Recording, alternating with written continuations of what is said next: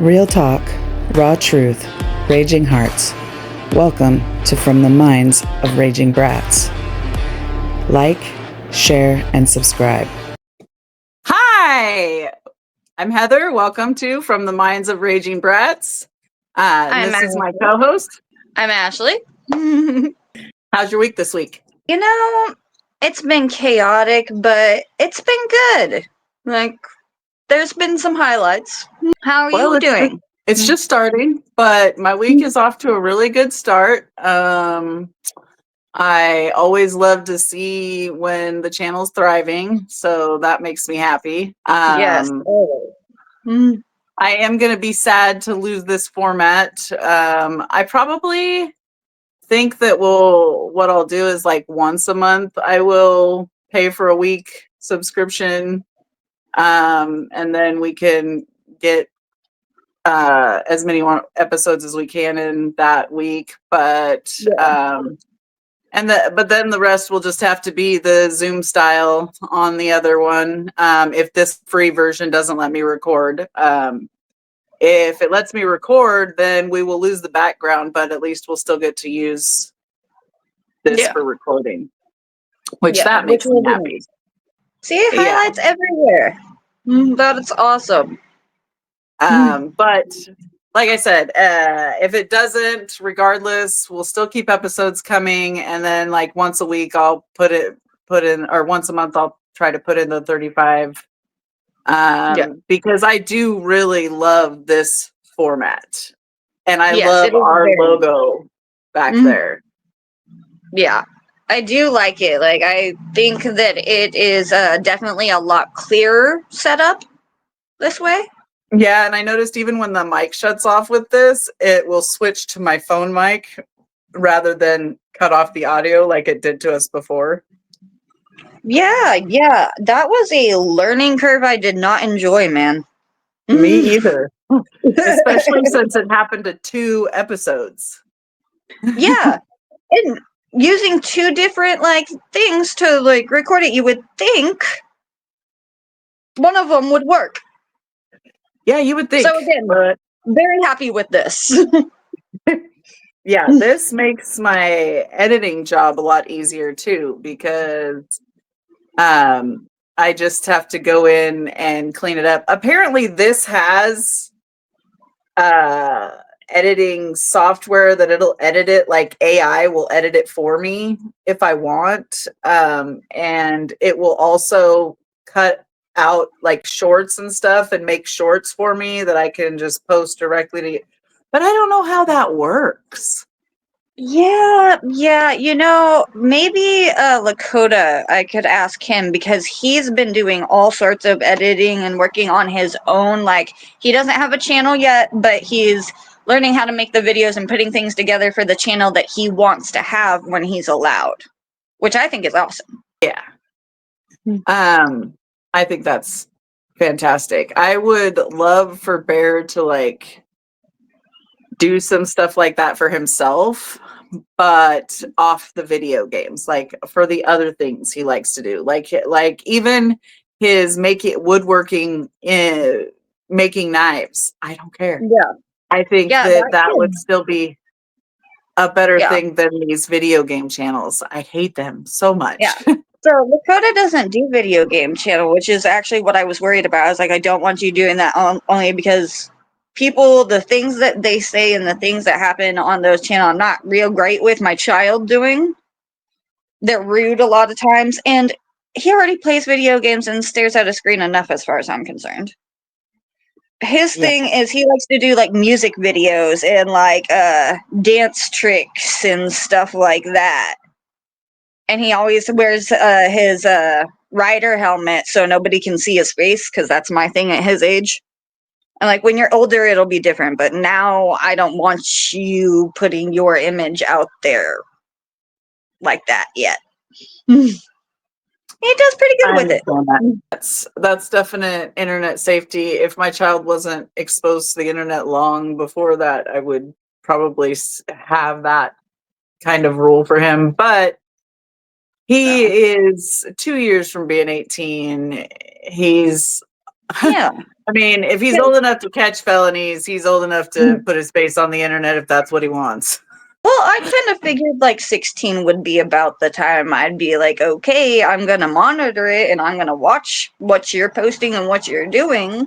But at that point, yeah, you can have your face out there. You're old enough to drive a car. You're old enough to start to be thinking about adulthood. So I feel that's fair. Well, I don't know about old enough to drive a car. Just because the law says so doesn't mean mama says you do. Oh, yeah, I've already told him I'm like passing grades, good behavior. Like, you don't just get to do that. He's like, if I just went and took it, I was like, no, not in Oregon, honey. If I say no, It's a no. No. Yeah.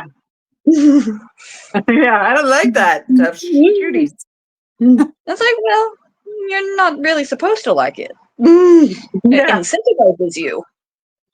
I tell Bear he's got to earn the responsibility before I will let him behind the wheel of a death machine.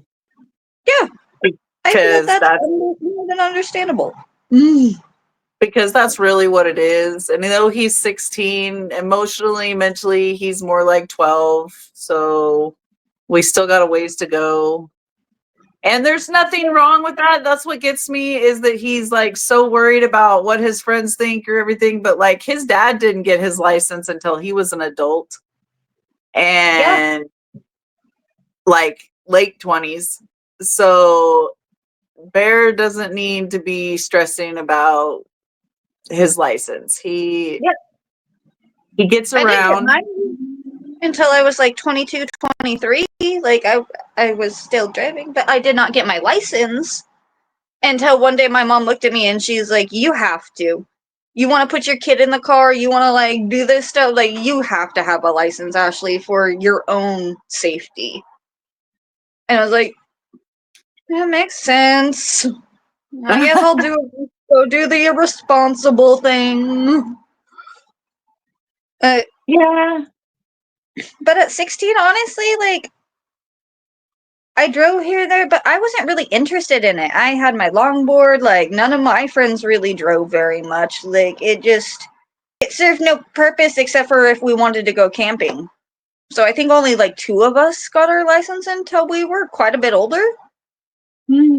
Well, I got my license at 17 only because I had kids. Yeah, I was gonna say it's different. And I had to get around with those children to appointments and stuff while their dad was at work. And, you know, as much as he loved me, he did not love playing chauffeur to his underage woman. He did not like that. He was like, how the fuck did I go from boyfriend / husband to taxi mom? Chauffeur. It's like, well, it's simple. We had children, and I have no license. No, it was more like it started before the kids, but it was like you fucking me, you driving me where I want. Don't like it? Tough shit. I was definitely a very teenager. Like, yeah. And I was definitely very Gen X. So if people were like, I want you to do this, I was like, I give 0 fucks what you want. Right? That's not my problem. That's your problem.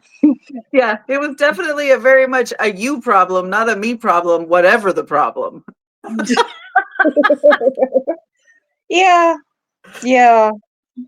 That is true. Your generation is the best at basically saying that that's your fucking issue. Not my issue, your issue. It only became my issue when you weren't providing my needs as I saw them. Not as you saw them, but as I saw them. And then we had problems because now it is my problem and I'm going to be a royal pain in the ass until my problem is resolved. Yeah, I could definitely picture a teenage you being like that. Yeah, well, imagine that. I didn't go without problem resolution for very long. Yeah.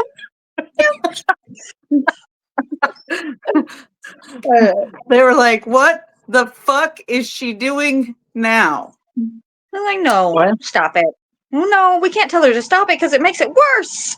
I'm like, I'm just setting your life on fire. You're welcome.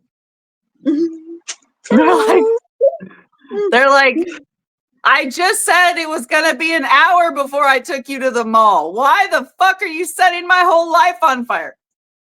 Because I'm bored and you won't do what I said. right? Mm. This is amusing. Yes, but thank God we've come past our teenage selves.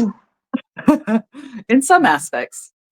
You Yes. know, when I hit my petty Betty moments, I definitely am connecting with the soul of my teenage self in those moments. I feel it.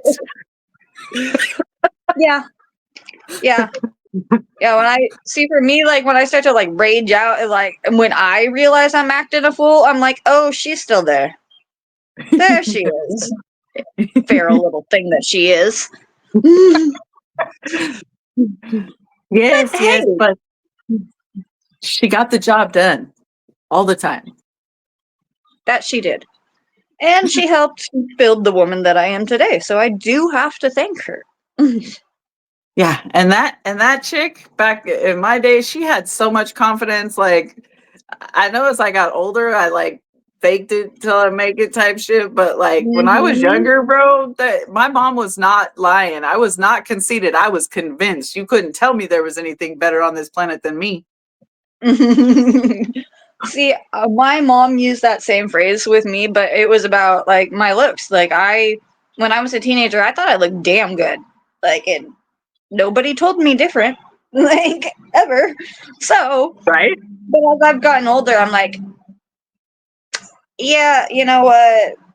I don't really like how I look. Like, I'm not like I don't hate it or anything. I don't have like body issues, but there's some shit I could work on. Definitely, my teeth.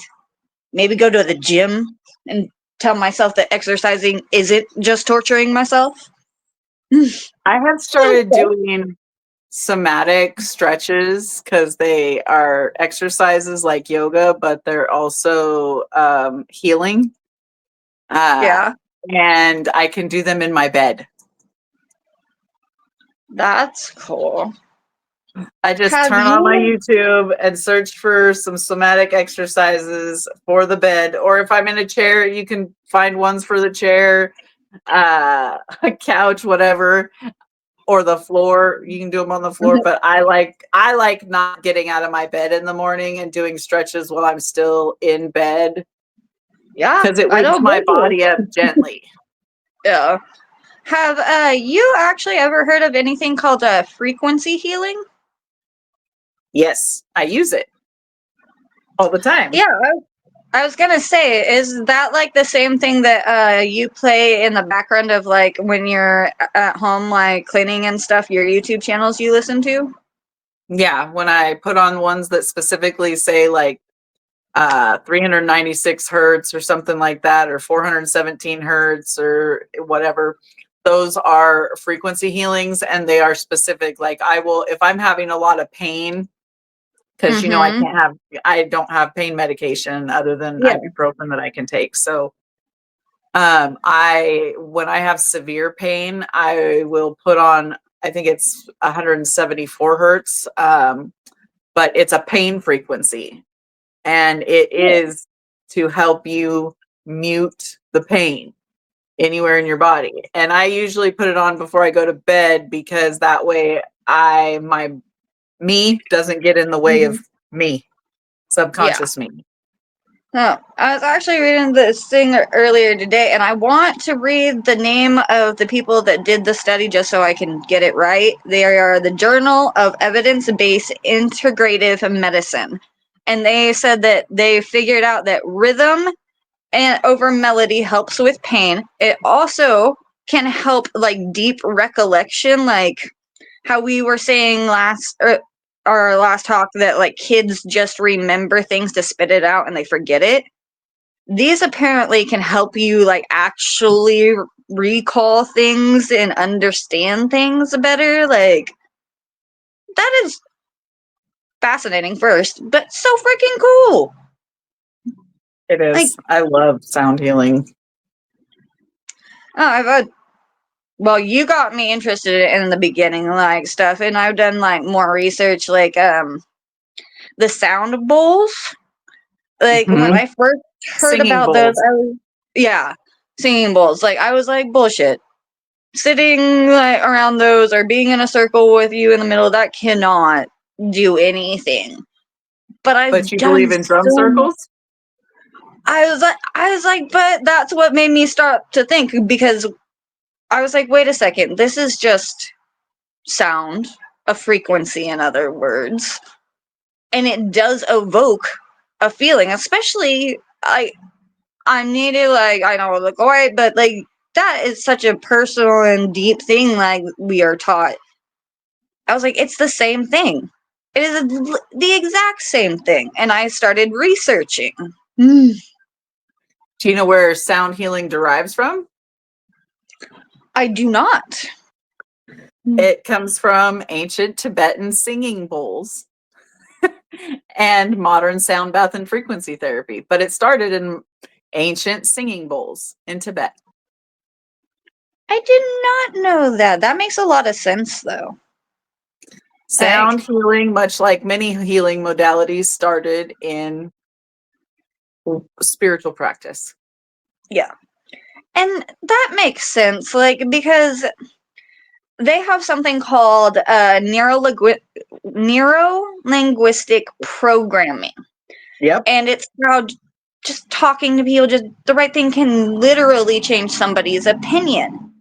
And when I was first learning about this, they were talking about when people go into church and they're singing, and like they have specific like beats that they play behind songs, and they're like, when you feel moved or you feel like Christ with you, in other words, in church, you can do that to people at any given time with the right environment and the right frequencies. I was like, Well, I bet that could help so many people if more people knew about it. they did studies on water, and I'm sure we've talked about this before. Mm-hmm. I recommend people that want to like have a little bit of a toe dip in, watch What the Bleep Do We Know, the long version preferably. But the scientist that talks about water in that, Mm-hmm.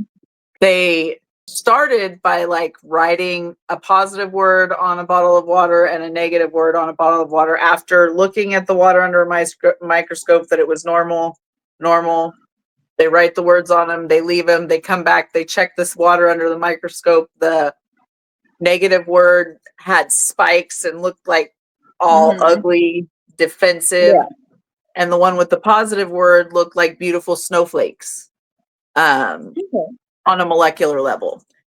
Yeah. But then they did take it a step further and put like a glass of water that had been checked, like it was just normal water, taken into a room, a soundproof room, and then they just scream obscenities at that water. And the same thing happened as when they wrote the negative words on it, and the same with the positive. So they started to learn it isn't just what we write on ourselves, because we are 90% water.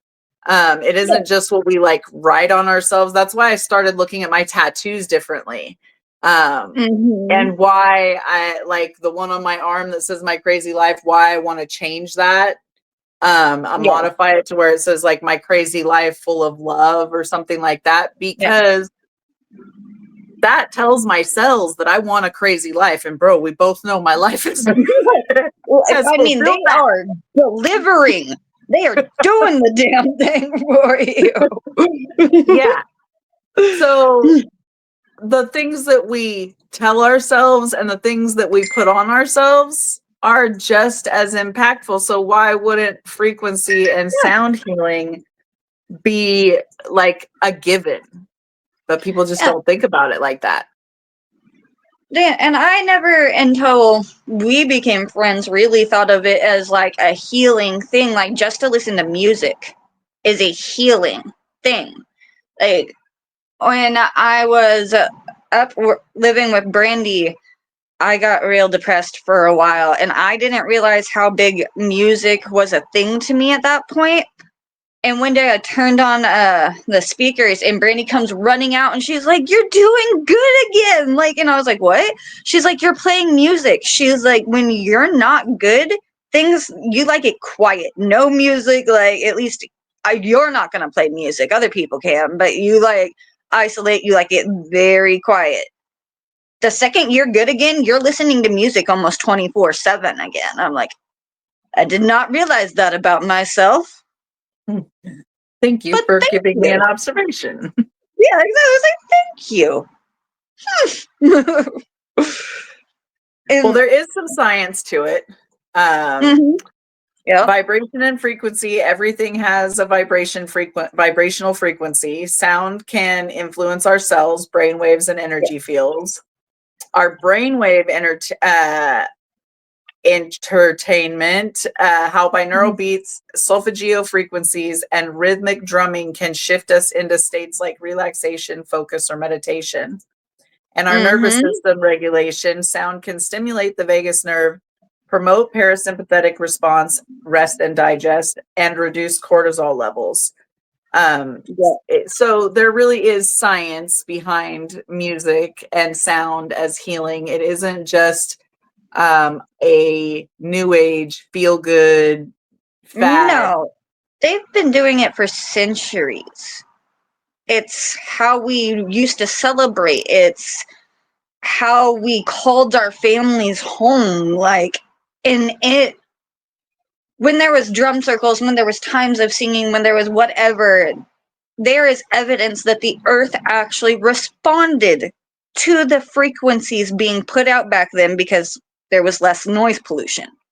Earth still responds to Yes, your yes. frequency, to the sound frequency. It's like, okay, so when I go to the beach, I like my whole mindset shifts when I get near the ocean, because for me, the ocean is like my mother. It's like most Mm-hmm. people think Mother Earth. For me, it's Mother Ocean. Yeah. And so when I get there, I get in a different state of mind. And every time, not sometimes, not here and there, not, oh, it's all in your head. Every time I get out on the beach and start talking to the ocean, the wind will pick up and the rain will start. Every time. Yeah. My mom, it used to irritate my mom so much because she's just like, now she thinks it's cool because it is. But back then she was like, every time you got to ruin a beach day. Yeah. Yeah, that's not your fault though. Not really. Nature And like, responds well to me, and I enjoy yeah. that. So I Yeah. don't feel bad. Like, yes, and our frequency still does go to Earth. I think, like, though, a lot of people have forgotten, maybe just never, it was never talked to them, but like, when we would come together for a celebration, it wasn't just we were celebrating the people and what the people had accomplished. It was like thanking the earth. It was like, see what you helped us do? You accomplished this too. Thank you. Like, it was an equal wanting to thank the earth along with celebrating what the people had done. And a lot of that happened through sound. Yeah, there's definitely a lot of emotional and energy tied to sound that definitely brings about healing. But I find that people are really quick to just turn on anything. Like, oh, Yes. let's kind of like with the fad thing, like let's just jump on whatever, instead of Mm-hmm. really looking into what you're trying to accomplish with yourself. I mean, it's like I said, like the 174 hertz that I Yeah. is for pain.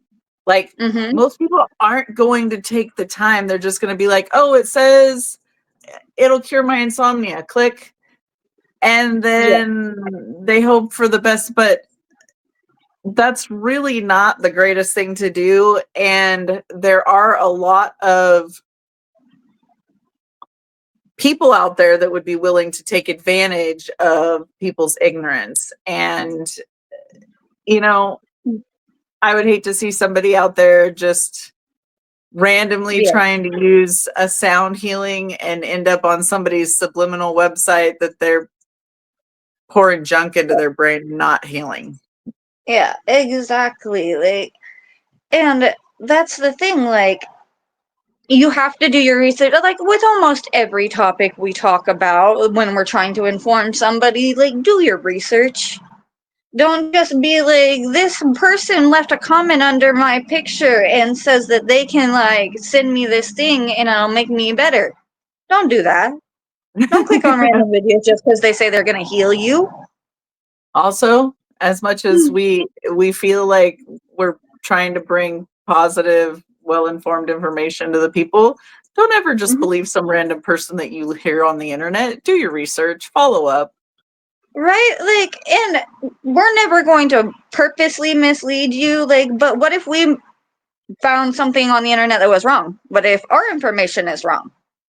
And you can always come to us and tell us, hey, like, actually, it's XYZ.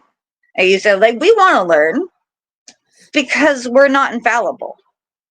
Well, and sometimes I'll be honest, I'm a little bit of an antagonist. Like a friend of mine used to hit me up on my Facebook and was like, "Why do you share when you don't do the research on what you're sharing?" And I'm like, maybe I assume that as an adult person, if you're going to click on something that I'm sharing, you're going to do the legwork yourself, because a lot of times I just see a quick quote that I liked and so I shared it and I didn't read the 8 paragraphs that were attached to it talking about some BS. See, and I've put it out there several times on my Facebook. I never read that top section unless for somebody sends me something and tells me to. I just like the picture, bro. I don't give a fuck what they got to say. It's like when you look up recipes and stuff, like that huge like 6-paragraph thing where they want to tell you their life story and all this, and I'm like, I just want to learn how to make Marry Me Chicken. That's why I don't look up recipes anymore. Oh no, I do ChatGPT now. Now I don't have to deal with that. I was gonna say I talk to my internet bestie,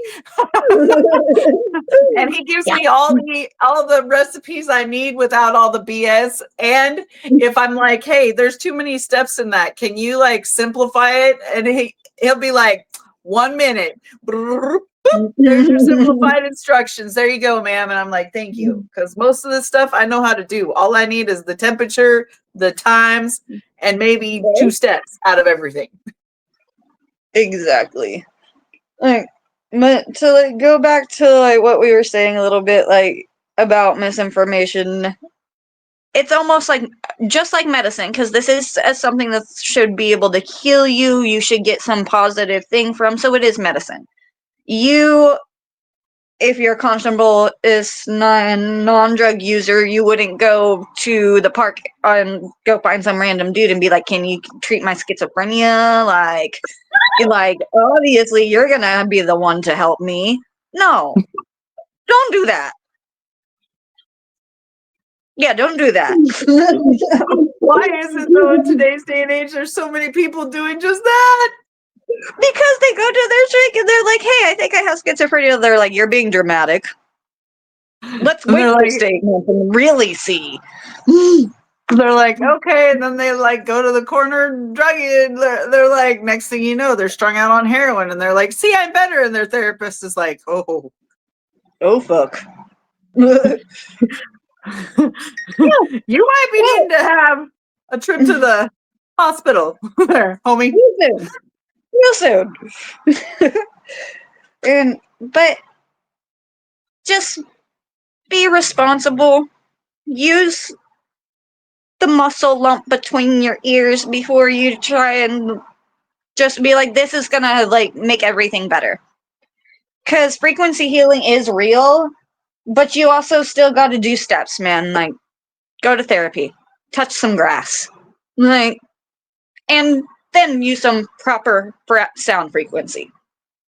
Well, as with everything, it should be used in combination with other things. You should be, it's like combining Eastern and Western medicine. Yes, just because I prefer all natural everything doesn't mean I don't recognize when a pharmaceutical can help me. Exactly. I may not like it, but it's like right now with my asthma shots that I have to take every 2 weeks. If I stop taking those asthma shots, it is a drastic difference in how much I struggle to breathe. Whereas now I am breathing with these shots like I haven't since I was a little kid, even better than when I was a little kid. Like as a little kid, I couldn't run and do the things that I can do now with these shots. So, it's a matter of balance.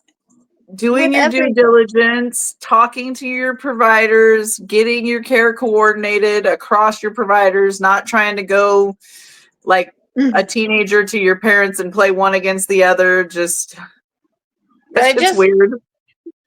A little. Just be honest, especially for your care providers. They're just trying to help you, man. And a lot of them are so tired of scammers and people that don't have any real interest in taking care of themselves that it does take a little bit to break through to them and be like, hey, I'm serious. Here's the research on what I'm wanting to do. And I would like your help in moving forward on this path. And then they look at you different. When you come back serious like that, then they're like, oh, okay, so this person isn't trying to waste my time or scam the system. They're just trying to get healthy. Cool. Now I know that. I'm going to put in the work and help them get healthy. Because those are the people they want to work with most of the time. Yeah. No. But there are different tools and techniques, like instruments used are singing bowls, tuning forks, chimes, gongs, drums, vocal toning, crystal bowls, didgeridoos, and even your own voice. Binaural beats and solfeggio frequencies benefit of specific frequencies. For example, 528 hertz for DNA repair and love, 432 hertz for peace and alignment. Then there's chanting and mantras, the power of vocal, sound, breath, and repetition, why it works across so many cultures. It's because you are brainwashing yourself, for lack of a better term, into a better state of mind. And that may sound weird, but it's not. No, also, it's exactly what's happening, though. Yeah. And we need to get away from the stigma around certain words. Like brainwashing, I know is has negative connotations, but it really shouldn't be, as long as it's being used in the appropriate context. Exactly. Also, what? I said exactly. Also, music therapy versus sound healing there are similarities and distinctions, but the number one way to use sound healing for just the average person is put on music that makes you happy. No matter how bad you're feeling, put on music that makes you happy, sing along with it, dance if you want to, and just feel the music. That is where sound healing starts, is when you find something that makes you happy, a sound that makes you happy, and you just embrace it and enjoy it for what it is. Exactly. There's been countless studies here that say that just listening to your favorite song can activate parts of your brain like that. Even like on your worst days, it allows your brain to be like, hey, this is a positive, almost like memory. Hey, it's going to be okay. Like, it allows your brain to do that process quicker. Yeah, it engages the parasympathetic nervous system, which tells you you don't need to be in fight or flight. Yeah, exactly. And I was talking to one of the people at work today about this, actually. And so, I listen to literally every type of music. There is not a genre that I cannot find something that I enjoy, except for polka. But we listen to metal a lot in my kitchen, and like screamo, like when he's there, and a lot of metal musicians actually put the frequency, I can't remember, like for deep relaxation, like deep in your muscles, in the backgrounds of their music. So that's why so many people, when they listen to it, they start to headbang. They feel good. They feel like they're among people that love them and accept them. It's literally because they programmed you to feel or like that, or use the frequency that helps you feel like that, which I think is awesome as a metalhead, frankly. I don't listen to much metal these days because, well, I just don't have my angry teenager up in the forefront very often. Yeah. And to be honest, metal tends to bring out my rage side, and that's not what I'm trying to be a part of right now. See, like when I was younger, it was definitely like my rage music, but now it makes me freaking happy. I hear it and I'm like, yes, I love it. Especially because a lot of the metal I listen to, like it sounds like, of course, screaming, growling, whatever, but the lyrics in them are so positive and so uplifting that I'm like, how could you not feel good about yourself while listening to this? And of course, I listen to other stuff like Chris Webby is somebody that I've recently found and started to absolutely fall in love with his music because it's such a positive message about recovery and overcoming like the darkest things in life and doing it for his daughter. Like, my cousin tuned me on to him with his song Whistle, and I've been stuck there ever since.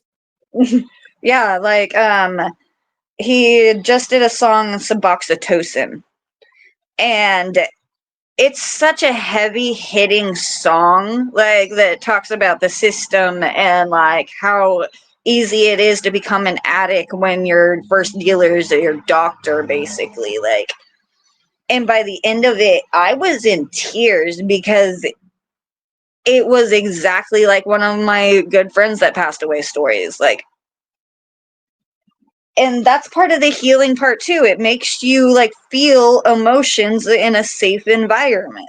That's another thing that sound can do. It can help you release stored emotions and trauma, especially for those that struggle with talking to others about their trauma and their struggles.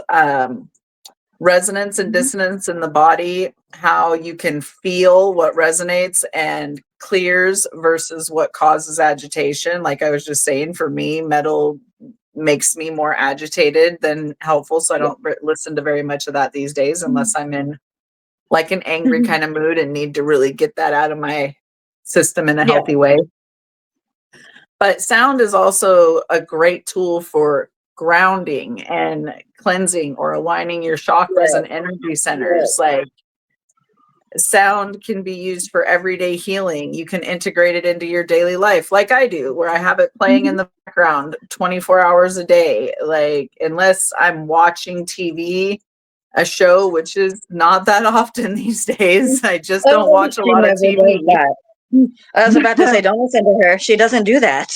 It has to be an amazing show for her to be like, okay, I'm going to take time to actually sit down and watch this. Well, I do like the Yellowstone 1923, 1883 series, and I loved Landman. It was a really good series. But I just don't watch a lot of TV. I do like once a week, I will watch some shows for a little bit, or like last night I watched YouTube videos on Am I the Asshole? But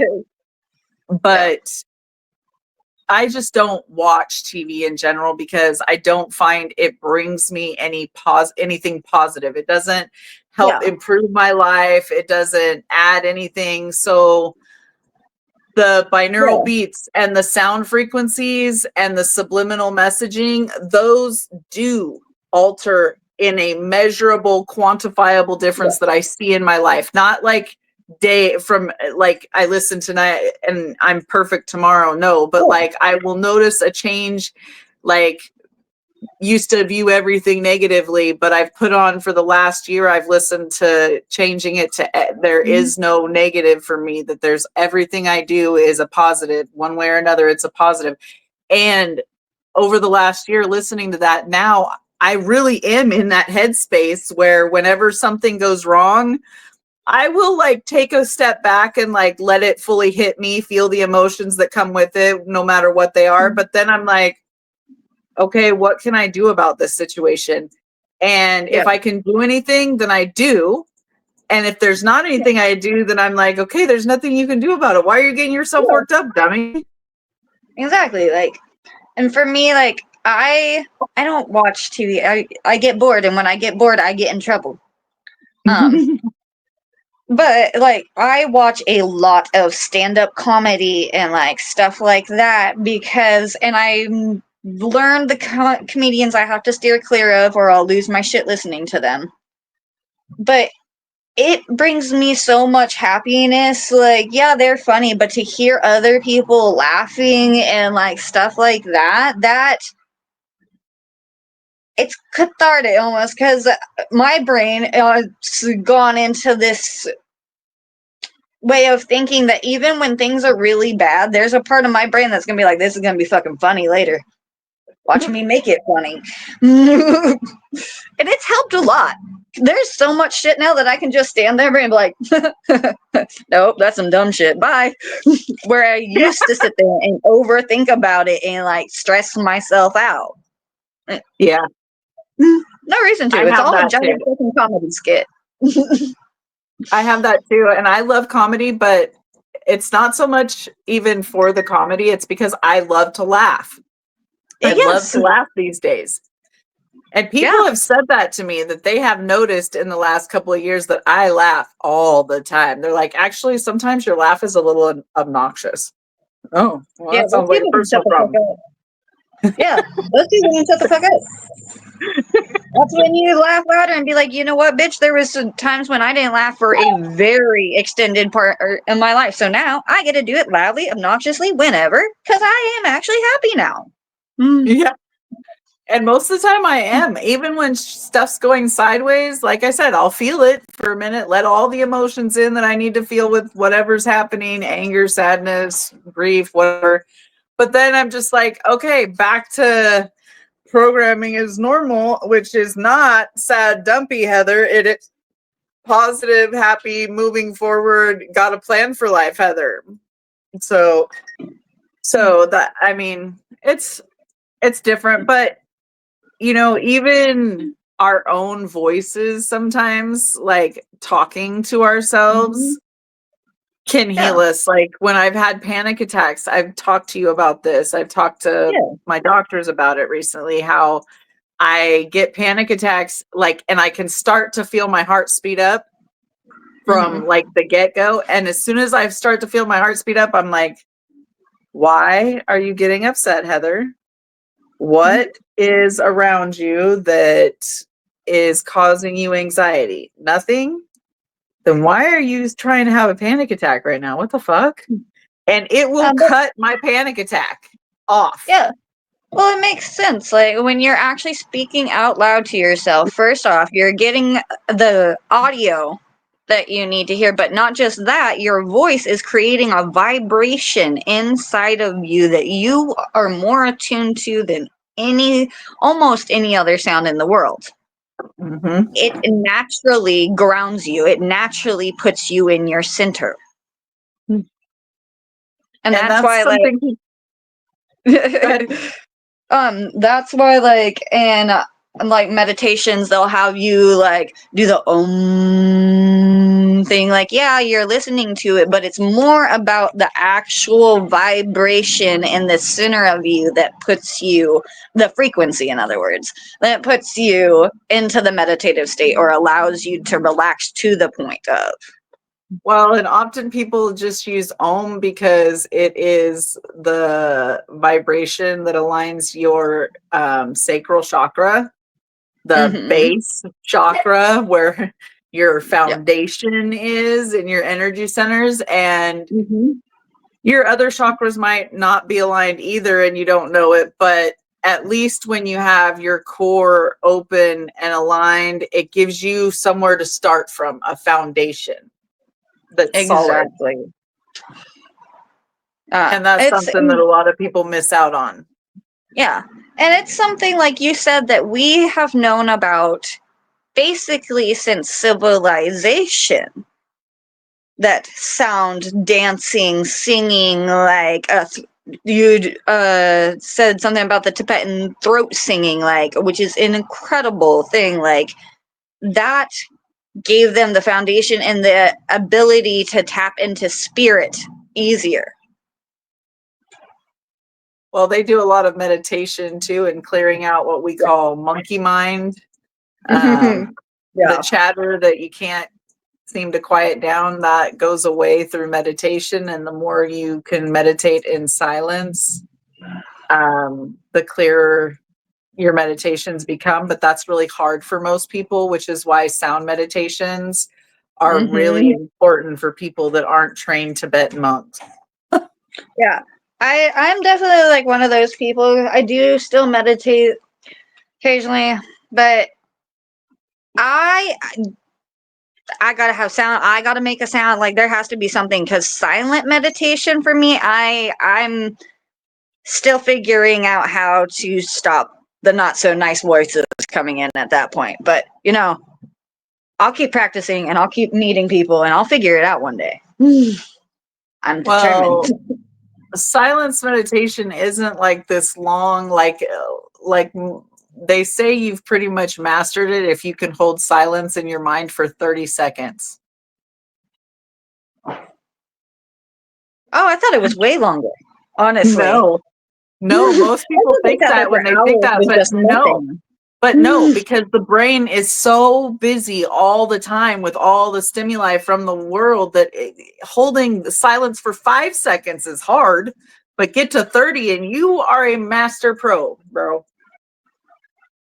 That's cool. I promise you, I think I've maybe done 7 seconds in my whole life at the best. Yeah, I'm up to 2. I got 2.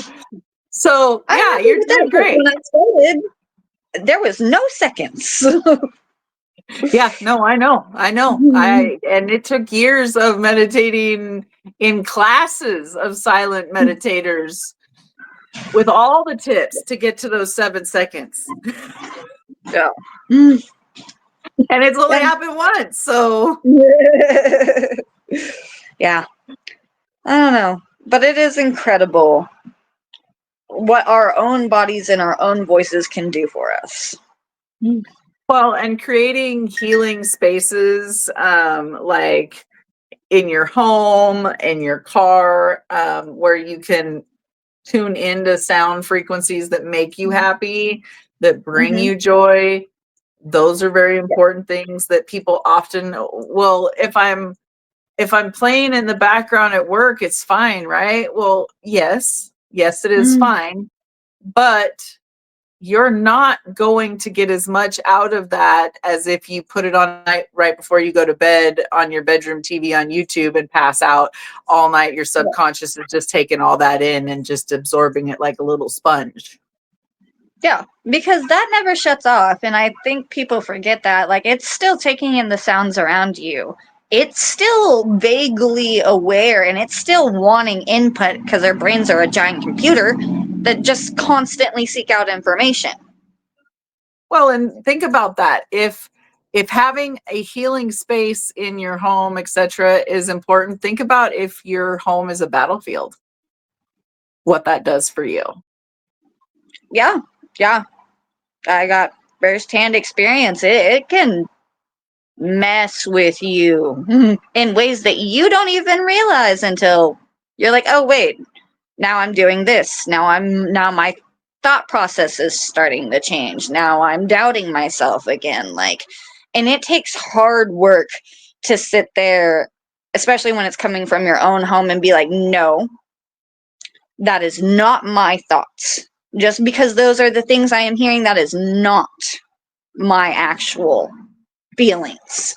Well, and just think about And last year when I opened my home off and on for that homeless family that I yeah, used to be close to. I was in fight or flight the whole time they were around. Not just when yeah, they stayed at my house, but anytime they came around, even for the day, which was all the time. yeah. Like I was fraying at the edges and still trying to do psychotherapy and EMDR. And my EMDR therapist was like, you realize if you're in a constant state of fight or flight, you can't process trapped trauma because you're in a state of trauma. Where your brain's like, no, no, no. Why are you doing this now? Do you not understand? We have to process this soon. and Please. and I kind of thought that they were just giving me a hard time. But after they left, like, and they stopped, they like moved up north where they couldn't come around every day, and I stopped talking to them. Bro, it was so much night and day difference because I was like, wait, I can do this and process these emotions and it's fine. Yeah, Not right in now. your I'm own recording. home. And like you're in your home, you should never have to have that feeling in what is supposed to be your safe healing space. Yeah. But, you know, sometimes you have to deal with it, just like when we lived with my family member and there was no safe space anywhere. Yeah. You know, you have to find your own ways. It's like when I would lay in that corner and everybody would be like, she won't watch TV. She won't do anything with anybody. She just got her headphones on and she's laying in that corner. Yeah. Listening to music where I Mm-hmm. could tune out everything else and pretend like I'm safe. Right? The music says I'm in paradise right now, so that's where I'm choosing to believe I am right now, motherfuckers. I am not doing that. I'm not doing that. Sorry, no thanks. All right. But I have a few more things before we wrap up. Cautions and considerations. Not all frequencies are helpful for everyone. Trusting your body's reaction. That was very, like I was telling you earlier, do your research, pay attention, Yeah. listen. Even if you find great research and you found the perfect one, if the frequency you're listening to doesn't make you feel right, stop it. Just listen to Exactly. your body. That's what I was about to say. Like everybody is in an individual and everybody will react differently to things. People with sound sensitivities, neurodivergent folks, trauma survivors may need a gentler or different methods. Just because it works for me doesn't mean it's going to be the best thing for you. As with all healing, like talk to your professionals. If Mhm. you're seeing a therapist, psychiatrist, talk to them about it. If you're seeing a PCP, talk to your PCP. Mhm. Don't jump into any form of healing willy-nilly with no background because it may not be healing for you. Exactly. Also, healing is not always comfortable. Sound can stir up suppressed emotions. Be aware of that.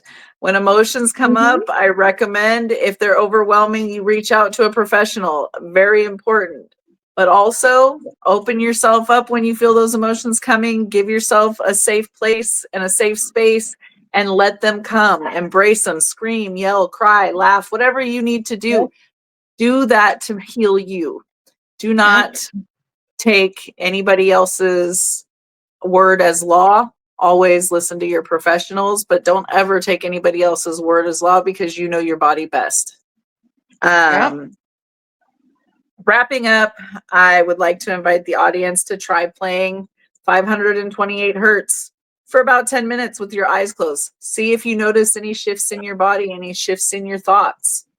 You know, recommend your favorite healing sounds, artists, tracks. Drop them in the comments below. You never know. Somebody in our viewership might need what you've already been listening to. If you've got And songs that you like, I know we check them out. feel free to drop them in the comments below. Always. We love listening to music. Also, mention how it ties into your broader healing journey, especially if you combine it with other modalities like Reiki or somatic work. Like, share with your friends, share with your loved ones, share with your providers what works for you, because you never know when that could be working for somebody else and somebody just needs somebody else to point it out so that it can be recommended. And, you know, with that, I think we're going to wrap things up this week. It's been a really great week. I'm super glad Ashley could be here. And, you know, as always, rage responsibly.